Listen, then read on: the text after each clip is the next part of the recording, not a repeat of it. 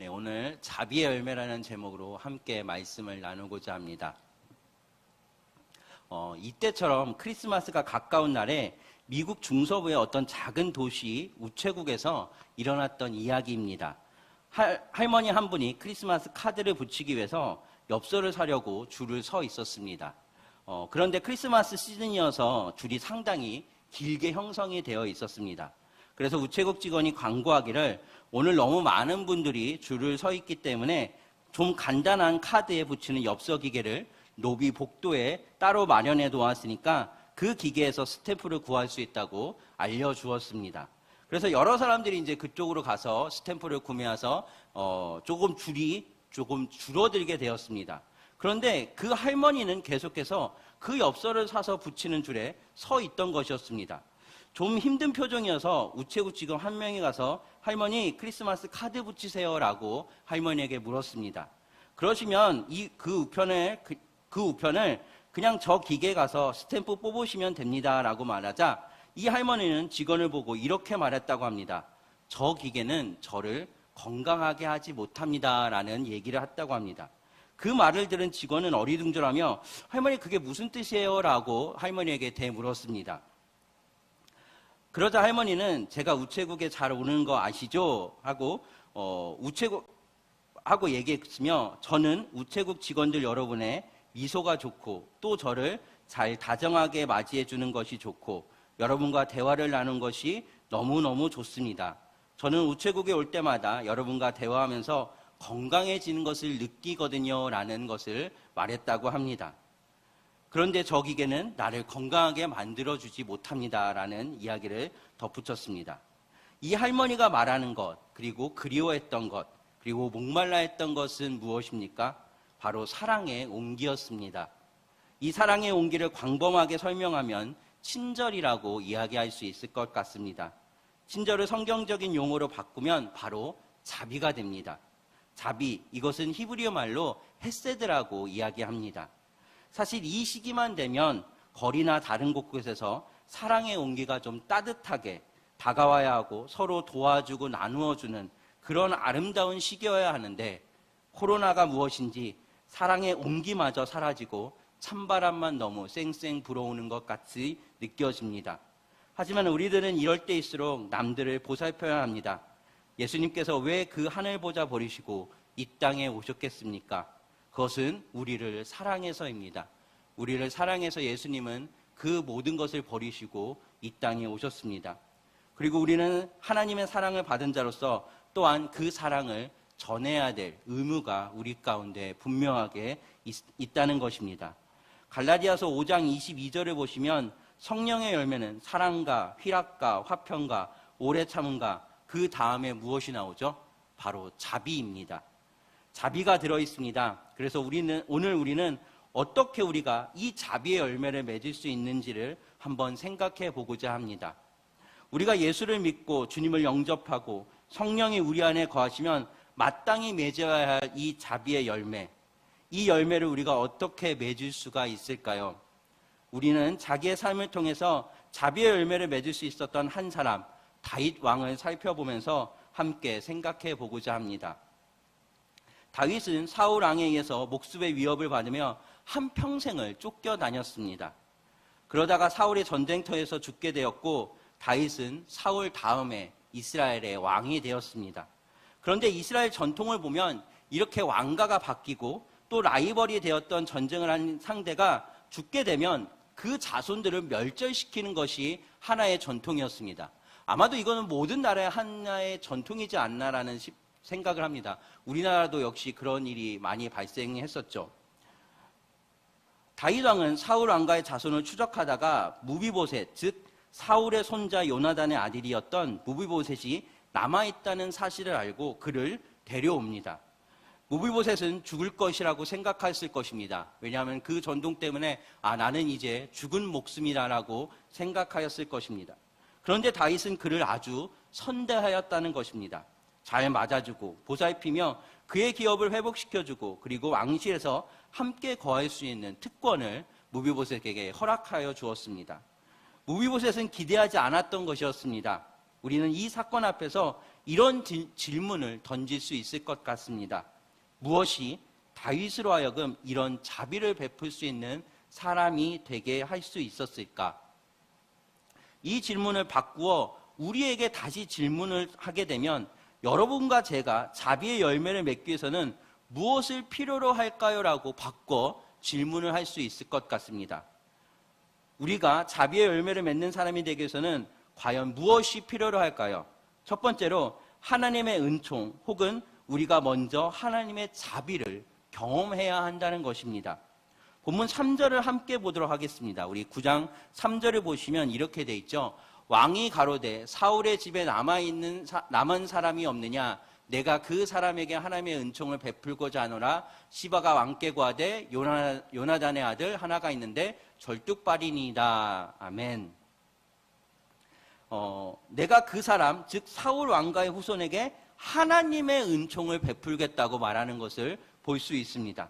그냥 은총을 베풀겠다가 아니라 하나님의 은총을 베풀겠다고 이야기합니다. 여기서 다윗이 말하는 하나님의 은총이 바로 우리가 앞서 얘기했던 헤세드입니다. 이 헤세드라는 단어는 신약의 아가페라는 단어와 같이 연관되어 살펴볼 수 있습니다. 이 아가페라는 단어 역시도 사랑이라는 단어를 나눌 때에 사용합니다. 그런데 이 아가페는 세상의 사랑과 차별된, 즉 독특한 하나님의 사랑을 의미할 때 쓰여졌던 단어가 바로 아가페라는 단어입니다. 그런데 이 아가페라는 단어가 바로 헤세드라는 단어와 같은 어원으로 쓰게 됩니다. 이 헤세드라는 단어는 구약에 총 250회 정도 등장을 하게 되는데요. 이것은 세상 속에서 사람들이 주고받는 사랑과는 전혀 차원이 다른 사랑입니다. 헤세드, 이것은 저주받아 마땅한 사람, 진노를 받아 마땅한 사람에게 오히려 대신 그를 불쌍히 여겨 그에게 베풀어주는 사랑을 말하며 이것이 바로 자비인 것입니다. 그리고 여러분과 제가 이 사랑을 받았습니다. 여러분과 제가 이 자비를 이미도 누리고 있으며 받은 사람들이라는 것입니다. 우리가 잘 아는 에베소서 2장 8절에서부터 9절의 말씀을 보면 이렇게 말씀하고 있습니다. 우리 본문 한번 보겠습니다. 너희가 그 은혜를 인하여 믿음으로 말미암아 구원을 얻었나니 이것이 너에게서 난 것이 아니요 하나님의 선물이라. 행위에서 난 것이 아니니 이는 누구든지 자랑치 못하게 함이니라. 아멘. 그런데 이 2장 8절에서부터 9절의 말씀 전에 7절의 전반절을 보시면 이렇게 얘기합니다. 이는 그리스도 예수 안에서 우리에게 자비하심으로써라는 얘기가 먼저 나오게 됩니다. 즉 하나님이 예수님을 통해서 우리에게 자비를 베푸시기 원하셨던 것입니다. 자비를 베풀기 원한 하나님의 마음 때문에 우리가 은혜를 받고 예수를 믿고 구원을 얻게 되었다는 것입니다. 즉 종합해 보면 우리가 구원을 받은 것이 하나님의 자비의 결과였다는 것입니다. 즉 우리가 구원을 받았다는 것은 하나님의 임의도 택하신 그 자비의 결과로서 우리가 구원을 받은 것이지 우리가 어떤 행위나 어떤 것을 노력에 의해서 그 자비가 베풀어진 것이 아니라 하나님께서 임의도 우리에게 자비를 베푸셨기 때문에 우리가 느낄 수 있고 그것을 체험해야 한다는 것입니다.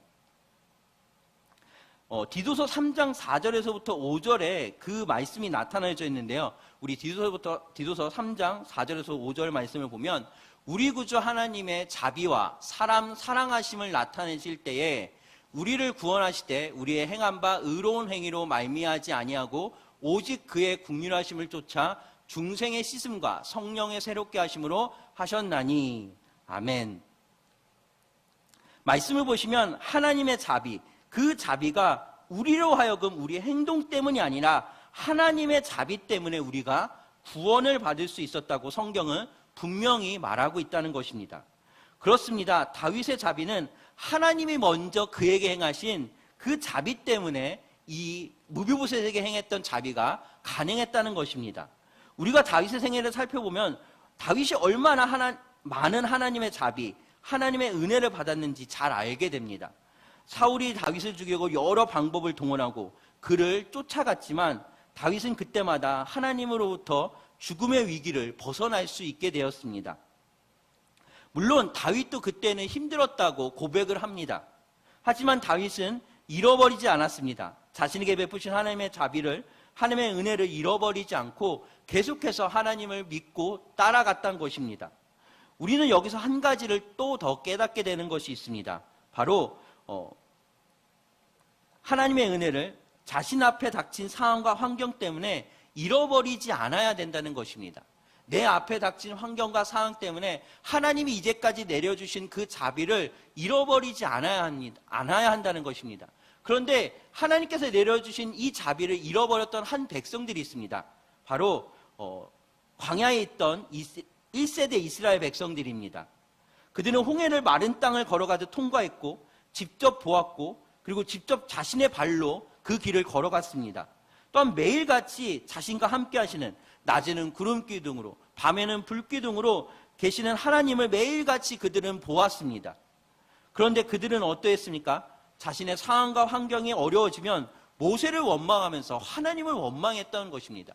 그러자 그들은 어떻게 했습니까? 결국 광야에 있던 모든 1세대는 다 죽고 2세대만이 하나님의 약속하신 땅에 들어갈 수가 있게 되었습니다. 즉 우리는 하나님이 먼저 우리에게 행하신 이 자비를 잃어버리지 않아야 한다는 것입니다. 우리의 지나온 삶을 돌이켜보면 정말로 하나님의 은혜가 넘쳤다는 것을 많이 경험합니다. 그리고 우리가 지난 날을 생각해보면 내게 하나님의 은혜가 참 많았어, 하나님 정말로 감사합니다 라고 얘기하지만 어느새 내 앞에 닥친 어려움과 많은 그런 환난 속에서는 하나님 도대체 자비가 어디 있습니까? 하나님 내게 은혜가 어디 있습니까? 라고 구하는 우리의 모습이 혹시나 있지 않은가라는 생각을 하게 된다는 것입니다. 다윗이 사울의 상황 가운데 쓴 시편을 보면 지금 자신이 너무 힘들고 괴로웠다고 이야기합니다. 그런데 항상 그의 고백의 결말은 주님을 찬양합니다라고 끝나는 것을 볼 수가 있습니다. 시편에 보면 다윗의 시가 많이 있습니다. 그런데 그 다윗의 시에 보면 전반전에는 하나님 나 너무 힘들어요, 어려워요, 주님 어디 있습니까? 어디에 계십니까? 라고 하지만 항상 그의 결말은 내가 그래도 주님을 찬양합니다, 내가 그래도 주님을 사모합니다 라고 끝나는 다윗의 고백을 우리가 볼 수 있다는 것입니다. 왜 그렇겠습니까? 그가 하나님의 자비, 하나님의 은혜를 잃어버리지 않았기 때문입니다. 하나님께서 다윗을 쫓아올 때도 그 어려운 상황에서도 하나님이 나를 붙들고 계시는구나, 인도하시는구나라는 그 은혜 가운데 그가 그것을 계속해서 지켜나가며 하나님을 찬양하고 하나님께 영광을 돌리는 그런 왕이었다는 것을 우리가 기억해야 한다는 것입니다. 오늘 본문에서 2장만 지나게 되면 11장에 우리아의 아내 밧세바를 취하는 사건이 나오게 됩니다. 다윗도 죄악된 인간임을 어김없이 보여주는 사건이지 않겠습니까? 그런데 다윗이 그것을 깨닫고 하나님 앞에 자신의 죄를 철저하게 회개하는 이 고백의 시가 있습니다. 바로 시편 51편이 바로 그 내용인데요. 이 시편 51편 1절을 보시면 다윗은 이렇게 고백합니다. 하나님이여 주의 인자를 따라 내게 은혜를 베푸시며 주의 많은 긍휼을 따라 내 죄악을 지워주소서 하고 고백을 하는 것을 볼 수 있습니다. 다윗이 중점을 두고 이야기하는 것이 무엇입니까? 자신의 삶 가운데 체험한 하나님의 은혜와 긍휼로서 자신을 용서해달라고 그렇게 고백하는 것을 볼 수 있습니다. 하나님께서 내게 베푸신 그 자비를 기억하면서 주님 내가 죄악된 백성입니다, 주님 내가 죄를 지었습니다, 주님 나를 용서해 주세요, 하나님의 은혜로 나를 용서해 주세요, 하나님의 긍휼로서 나를 불쌍히 여겨 주옵소서라고 자신의 죄를 회개하는 것을 볼 수 있다는 것입니다. 나의 죄를 깨끗게 할 수 있는 것도 하나님의 은혜와 긍휼밖에 없다고 고백하고 있는 것입니다. 다윗은 자신의 삶 가운데 체험했던 주님의 자비와 은혜를 의지하고 끝까지 나아가는 것을 우리가 볼 수 있다는 것입니다. 우리는 주님께서 우리에게 행하신 주님의 자비와 은혜를 체험해야 합니다. 그리고 내 상황과 환경으로 그것을 잃어버리지 않아야 합니다. 우리가 주님의 백성답게 그리스도로 살아갈 수 있는 유일한 방법은 주님 안에 있는 것입니다. 주님 안에 있지 않으면 세상의 많은 유혹과 어려움 속에서 우리는 넘어질 수밖에 없습니다. 주님을 떠나는 백성, 주님 안에 있지 않으면 세상의 많은 유혹과 어려움 속에 우리는 넘어지고 주님을 떠나는 백성밖에 될 수가 없습니다. 주님의 자비와 은혜를 체험하십시오. 그리고 체험하셨다면 그것을 꼭 붙들고 나아가십시오. 하나님보다 여러분을 더 사랑하는 분은 이 세상에 없습니다. 하나님이 여러분을 가장 사랑하시고 여러분을 가장 아끼시고 보호하고 계시다는 것을 반드시 기억하면서 지금 이 어려운 상황 속에서도 하나님의 은혜를 내가 체험했다면 이제는 그 사랑 안에서 하나님의 은혜를 남들에게, 우리 이웃들에게 전해야 될 그 사명을 또한 우리가 감당하며 나아가야 된다는 것입니다. 상담을 하게 되면 이런 얘기들을 많이 듣는다고 합니다. 당신이 뭘 알아? 당신이 겪어봤어? 라는 이 얘기들을 상담자가 제일 많이 한다고 합니다. 그런데 우리가 이미 하나님의 사랑을 경험했습니다. 하나님의 사랑을 알고 있고 하나님의 사랑을 느끼고 있기 때문에 우리는 전할 수 있습니다. 그 사랑이 얼마나 크고 놀라운지 그 사랑을 모르는 사람들에게 전해야 합니다. 이 어려운 시기에 비록 코로나로 인해서 서로가 떨어져야 되고 정말로 같이 있을 수 없는 시기지만 그런 가운데서도 내 이웃들을 향하여 눈을 돌리고 무엇이 필요할까를 조금 더 고민해보는, 그래서 하나님의 자비를 흘려보낼 수 있는 우리가 되기를 이 시간 간절히 소망하곤 합니다. 우리가 이처럼 자비의 열매를 맺기에 필요한 두 번째는 바로 빚진 자의 마음입니다. 본문 1절 후반절을 보시면 내가 요단으로 말미암아 그 사람에게 은총을 베풀리라는 말씀이 나옵니다. 그리고 7절을 보시면 무서워하고 있는 무비보셋에게 이렇게 이야기합니다. 무서워하지 말라. 내가 반드시 내 아버지 요나단으로 말미암아 내게 은총을 베풀리라라고 말하는 것을 볼 수 있습니다. 요나단은 사울의 아들이었습니다. 그럼에도 요나단은 친구인 다윗을 끝까지 지키고자 했던 인물이었습니다. 사울의 왕의 아들 요나단만은 그 아버지의 행동이 잘못되었다고 생각했고, 그래서 친구인 다윗의 입장에서 다윗의 목숨을 끝까지 지키고자 노력했습니다. 바로 그 요나단이 다윗에게 베풀었던 그 사랑, 은혜를 다윗은 잊지 않고 기억하고 있었던 것입니다. 그리고 사무엘상 20장 12절부터 16절에 보면 요나단과 다윗이 맹세하는 부분이 나오게 됩니다. 그리고 이 16절의 마지막에 보면 언약, 즉 약속을 한 것을 분명하게 볼 수 있으며 다윗은 그 약속을 잊지 않고 끝까지 지켜나가고 있다는 것을 우리가 오늘 본문의 말씀에서 살펴볼 수 있습니다. 요나단이 다윗에게 베풀었던 은혜를 잊지 않고 그 은혜에 빚지고 있다. 내가 이 은혜에 빚진 자의 마음으로 그렇게 요나단의 아들이었던 무비보셋을 그렇게 선대하였던 것입니다. 물론 언약이 있었습니다. 하지만 이 언약 안에 그 사울이 다윗을 죽이려고 할 때 친구인 요나단은 끝까지 아비의 말을 거역하면서까지도 친구를 도와줬던 것처럼, 그리고 언약을 기억했던 것처럼 내가 그 은혜를 입었으니까 나도 그 은혜를 이제는 그 자식에게, 그 자녀에게 내가 베풀리라는 그 약속을 끝까지 지켜나갔던 것입니다. 우리는 이와 동일하게 하나님의 은혜에 빚을 지고 있다는 것입니다. 그래서 우리는 빚진 자의 마음으로 살아가야 합니다. 사실 우리는 하나님에게 이 빚을 갚을 방법의 길도 없습니다. 우리가 이것을 어떻게, 하나님이 우리를 사랑하신 것, 우리를 위해 자신의 목숨을 내어주신 것을 어떻게 갚아 나가겠습니까? 그런데 하나님은 그 방법을 우리에게 알려주셨습니다. 바로 내 이웃을 내 몸과 같이 사랑하는 것, 하나님의 말씀에 순종하여 하나님을 알지 못하는 사람에게 복음을 전해주는 것, 이것이 바로 우리가 하나님에게 진 빚을 유일하게 갚는 방법입니다. 단 하나의 방법밖에 없습니다. 내 이웃을 내 몸과 같이 사랑함으로써 하나님의 복음을 전하는 것, 이것이 바로 하나님께 받은 은혜를 갚을 수 있는 한 가지 유일한 방법인 것입니다. 이것을 조금 변하여 생각하면 우리 주변의 모든 사람들에게 우리는 빚진 자의 마음으로 살아가야 하므로 바꿔서 생각해 볼 수 있을 것 같습니다. 우리의 이웃들, 믿지 않는 이웃들에게 우리는 빚진 자의 마음으로 그들을 섬기면서 그들에게 하나님의 은혜를 전파해야 되는 사람들입니다. 5만 번의 기도의 응답을 받은 조지 뮬러라는 분이 있습니다. 그만큼 많이, 그리고 최선을 다해 기도했다는 것이겠지요. 그런데 이분이 건망증이 매우 심했다고 합니다. 이분이 물건도 잊어버리고 돈도 잘 잊어버렸다고 합니다. 그런데 조지 뮬러는 잃어버렸을 때 전혀 고통을 받지 않았다고 합니다. 마치 잃어버린 것도 잊어버린 것처럼 해서 고통을 받지 않은 것이 아니라, 그리고 무엇이든지 잊어버리면 늘 이렇게 기도했다고 합니다. 하나님 꼭 써야 할 사람이 쓰게 해주세요. 가져갈 사람이 가져가게 해주세요. 어차피 내 것이 아니었다면, 그것은 주님의 은혜로 내가 임시로 가지고 사는 것이었다면 하나님 꼭 필요한 사람에게 가게 해주세요라는 그런 고백을 했다고 합니다. 참으로 여유 있고 넉넉한 마음이지 않겠습니까? 넉넉한 마음, 이 마음이 하나님의 사랑과 은혜의 빚진 자의 마음이라고 생각됩니다. 넉넉한 자비의 심성을 우리는 가지고 살아가야 합니다. 다윗은 하나님의 자비를 알았고 빚진 자의 마음으로 요나단의 아들 무비보셋을 왕궁에서 자신과 함께 살게 하였습니다.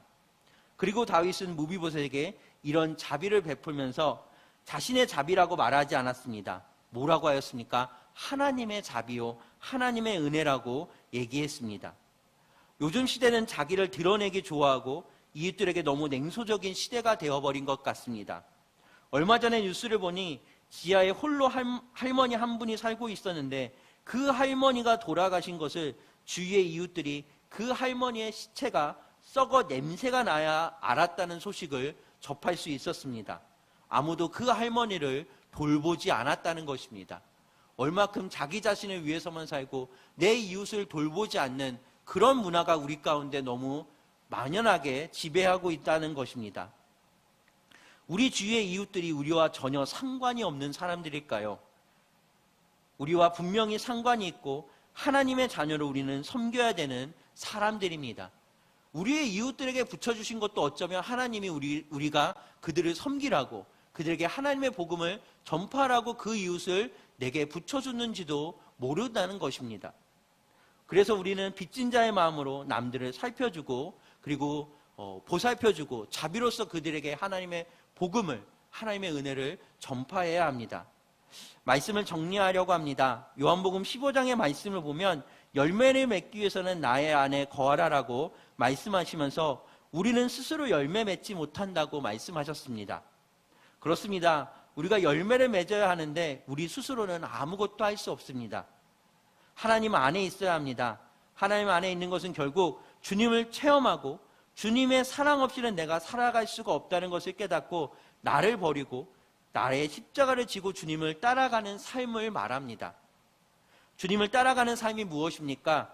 바로 주님을 닮아가는 삶을 말합니다. 예수님이 이 땅에 오셔서 제일 많이 하는 것이 무엇입니까?